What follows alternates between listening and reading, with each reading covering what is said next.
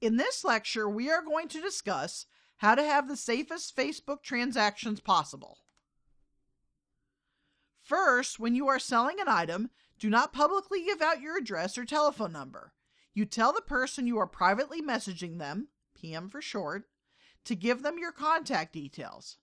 Many times, because you are not friends with the person you are selling to, the message will go into Facebook's other folder, which are messages that have been filtered out of your main inbox. Just an FYI, you can't read the messages in your other folder on your mobile phone. You have to go to your computer to read them. To show you what I mean by the other folder in Facebook, here is a picture of my other folder. At the top left-hand corner, if you click on Other, it shows you all the messages that have been filtered by Facebook. Second, you want the transaction to be in a public place where there are lots of people and maybe even cameras recording everything. I have done transactions inside of coffee houses, fast food restaurants, and in parking lots where there are cameras recording. If these places are not safe enough for you, many police stations offer their buildings for a transaction. If you think someone is being sketchy, test them with a meeting at a police station and see what their reaction is. If they don't like the idea of meeting at the police station, that should be a major red flag that you do not want to sell to this person. Third, you always want to deal in cash. I would also only accept the smallest denominations of bills as possible for the transactions, meaning 20s or smaller. I would look at the cash somewhat carefully. Some people will give you fake money, especially in high dollar amounts.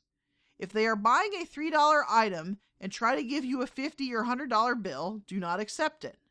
For one thing, many people don't have exact change for those high bills, but if you give them an exact change and it's a fake $100 bill, you are not only out of the item, but the money you exchanged with them.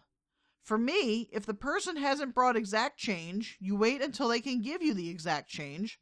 Thus why I try to sell items at fast food chains or pharmacy parking lots. The person can go in and get exact change for you, and you don't have to deal with giving them money in return. Fourth, always do your transaction in the daytime. There are more people out in the day, and it's easier for you and the cameras recording to see the person who you're transacting with.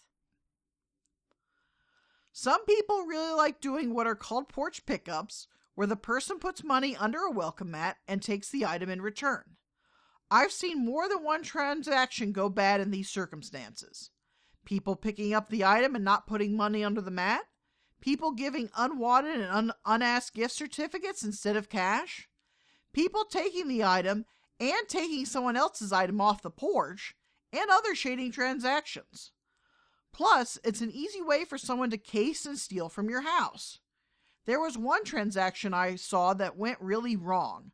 The person was in the middle of moving and was doing porch pickups.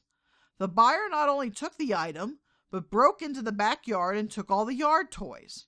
The person who was selling the items had to file a police report on the stolen items. If you don't want to give out your real cell phone number to people, you can always get a Google Voice number and connect it to your phone. If people are unhappy with their transaction and start to harass you, Google Voice makes it very easy to block all their calls. If you want more information about Google Voice, just go to voice.google.com and go through the instructions from there.